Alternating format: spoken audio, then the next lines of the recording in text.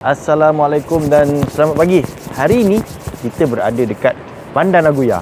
Sejuk baik. Suhu lebih kurang 15. Sebenarnya kita berada dekat sini kita sebab nak melawat rumah kelahiran Ahmad Jaafar. Dekat situ je, dekat situ. Tak, saya tipu. Hari ini sebenarnya kita nak pergi ke Okazaki Mitsubishi Plant. Okazaki Mitsubishi Plant ni antara kilang yang tertua yang digunakan oleh Mitsubishi untuk melahirkan beberapa model terkenal seperti Outlander, seperti kereta SUV yang lain. Dan kilang ini juga sebenarnya digunakan sebagai pusat kajian dan penyelidikan oleh kumpulan Mitsubishi bagi menghasilkan model terbaru, iaitu Triton. Ya, Okazaki Plant ni terletak lebih kurang sejam perjalanan dekat sana tu. Kita naik bas, baru kita sampai sana.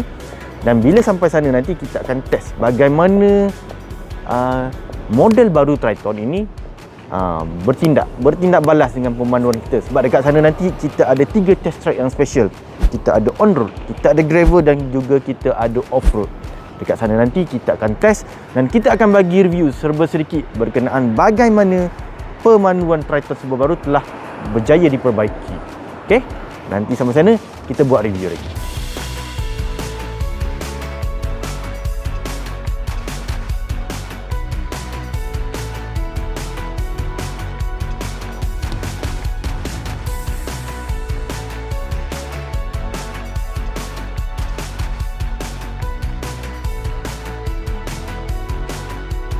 Okay guys, kita dah test Mitsubishi Triton dekat Okazaki Plant tadi. Dan hasil pemerhatian yang kita boleh dapat daripada 3 kos pemanduan, track, gravel dan juga off-road, inilah pemerhatian yang kita boleh dapat semasa kita memandu uji Mitsubishi Triton yang serba baru. Yang pertama, wheelbase kereta ni telah bertambah sebanyak 130 mm berbanding dengan model lama. Model lama wheelbase dia lebih kurang 3000 mm, yang terbaru 3130 mm. Keadaan ini sebenarnya menurut Masud Hasan, iaitu Chief of Designer untuk Mitsubishi Triton ini, ialah satu, dia telah menambahkan ruang dalaman kereta ini sebanyak sebanyak mana saya tak tahu, tapi dia menjadikan ruang dan lebar kereta ini lebih luas berbanding dengan model lama. Yang kedua, kereta ini juga walaupun wheelbase dia dah bertambah sebanyak 130 mm, jarak pusingan Newton iaitu kereta ini tak bertambah. Dia daripada bertambah tapi tak banyak sangatlah. Daripada 5.7 dia menjadi 6.2 meter. Yang ketiga, kelebihan wheelbase yang bertambah ini juga dia menyebabkan ruang kargo dekat bahagian belakang itu sebenarnya semakin bertambah. Dan untuk straight line stability, disebabkan ruang kargo dah bertambah dan ditolak ke dalam, kita boleh letak barang dekat bahagian dalam, di tengah-tengah axle, di tengah-tengah kereta, untuk menjadikan kereta ini lebih stabil untuk dipandu di laluan yang lurus. Yang kedua, kereta ini juga dia menggunakan enjin serba baru dengan kod 4N16. Ya, 4N16, di mana Mitsubishi mendakwa kereta ini, enjin terbaru ini sebenarnya lebih jimat 10-12% berbanding dengan enjin yang lama. Sebab apa? Yang pertama, enjin ini sebenarnya dihasilkan dengan menggunakan aluminium untuk blok dan juga cylinder head. Yang kedua, enjin ini telah menggunakan teknologi baru, iaitu Cool EGR. Cool EGR ni, gas exhaust daripada enjin ini sebenarnya telah dikitar semula, disejukkan semula dan dimasukkan semula ke dalam enjin untuk mengurangkan pelepasan gas karbon dioksida, gas nitrogen oksida dan juga gas sulfur dioksida. Manakala final ratio untuk kereta ini telah dipanjangkan berbanding dengan model lama. Jadi dengan semua beberapa perubahan kecil ini menjadikan kereta Mitsubishi Triton ini sebenarnya lebih jimat berbanding dengan model yang sebelumnya. Dan untuk pengetahuan penonton, disebabkan penggunaan aluminium untuk blok enjin serta cylinder head, enjin ini sebenarnya 30-40 kilo lebih ringan. Bukan setakat lebih ringan, enjin ini juga sebenarnya lebih mesra alam, di mana dia menerima pelepasan asap Euro 5. Dan selain ringan, selain lebih bersih, enjin ini juga sebenarnya boleh menerima diesel B20. Dekat Thailand, dia boleh menerima diesel B20 di mana 20% kandungan diesel tu boleh menerima biodiesel seperti minyak kelapa sawit dan juga minyak dagu. Lupa saya nak mention berkenaan dengan enjin. So, enjin ini sebenarnya enjin yang lebih berkuasa berbanding dengan enjin yang model lama.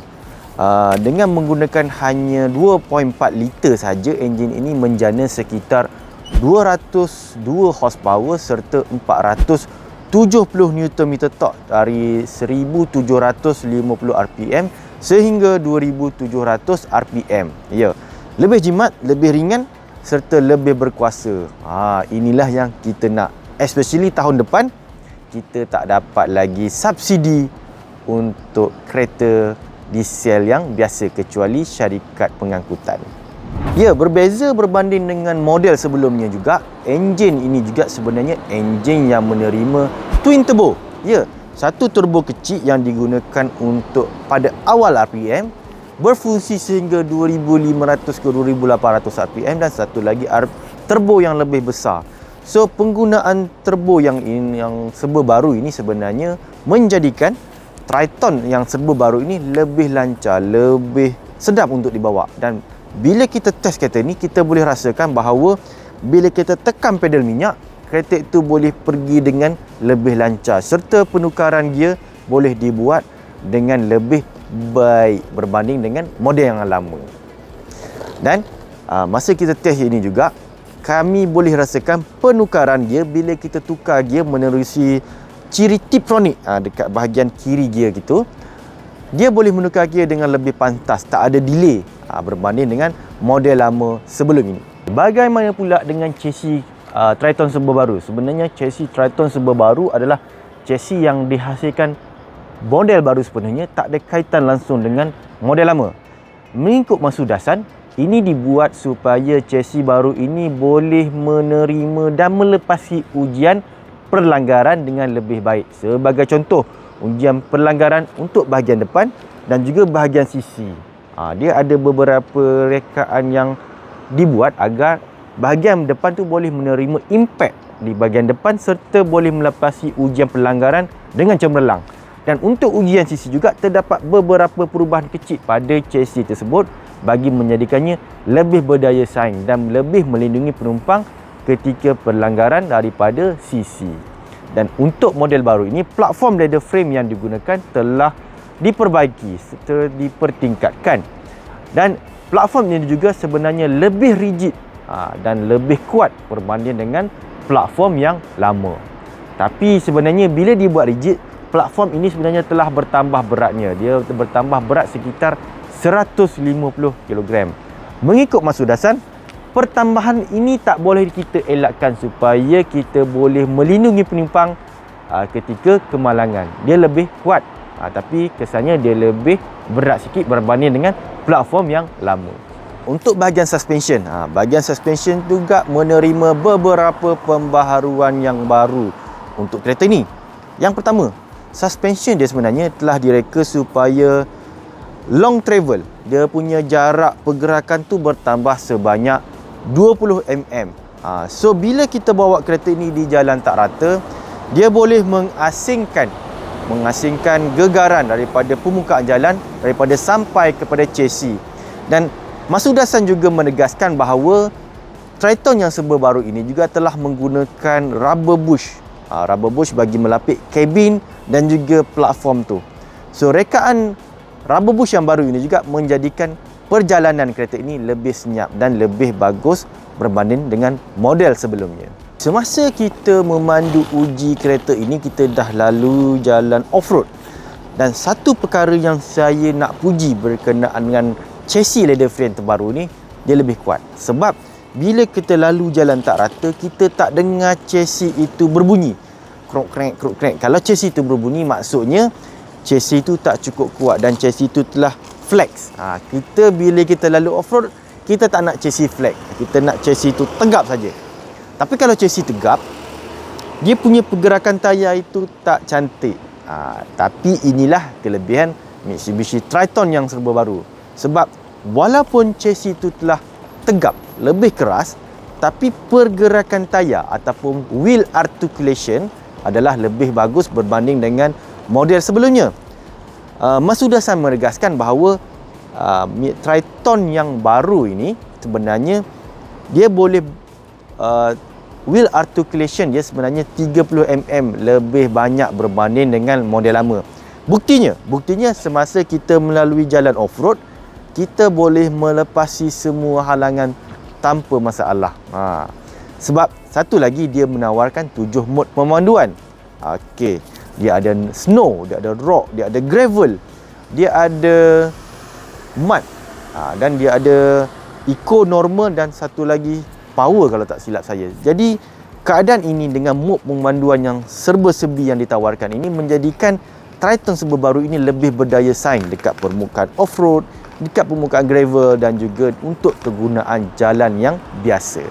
Untuk suspension juga, bahagian suspension juga telah dikurangkan angsprang mas dia. Sebab keadaan ini diperlukan supaya bila kita lalu jalan tak rata, pergerakan tayar, pergerakan wheel tak menyebabkan kereta ini rasa tak sedap dekat jalan yang biasa.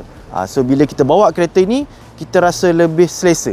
Itulah kelebihan bila kita mengurangkan angsprang mas. Sekian saja review kami berkenaan dengan Triton serba baru. Ya, ini video yang ringkas sebab kita banyak benda yang kita nak kupas tapi tak boleh.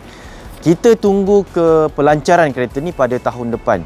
InsyaAllah pada tahun depan kereta ini akan dilancarkan dan kita tunggu bagaimana penerimaan dan persepsi masyarakat. Bagaimana kereta ini boleh berjaya menambat hati pembeli-pembeli yang baru. Kalau anda berminat, sabar, kita tunggu dan kita simpan sikit duit deposit. Nanti bila kereta ini lancar, kita terus book. Jangan tunggu lagi, terus booking, terus bayar dan terus beli Triton yang serba baru. Sekian saja review kami berkenaan dengan Mitsubishi Triton serba baru. Kepada penonton yang baru menemui channel Mekanika Malaysia, sudi-sudikanlah untuk anda menekan butang like, menekan butang subscribe, menekan butang share dekat YouTube, Facebook, TikTok dan juga Instagram Mekanika Malaysia. Dan jangan lupa untuk me-WhatsApp saya kalau boleh bertanya berkenaan dengan Mitsubishi Triton yang serba baru ini.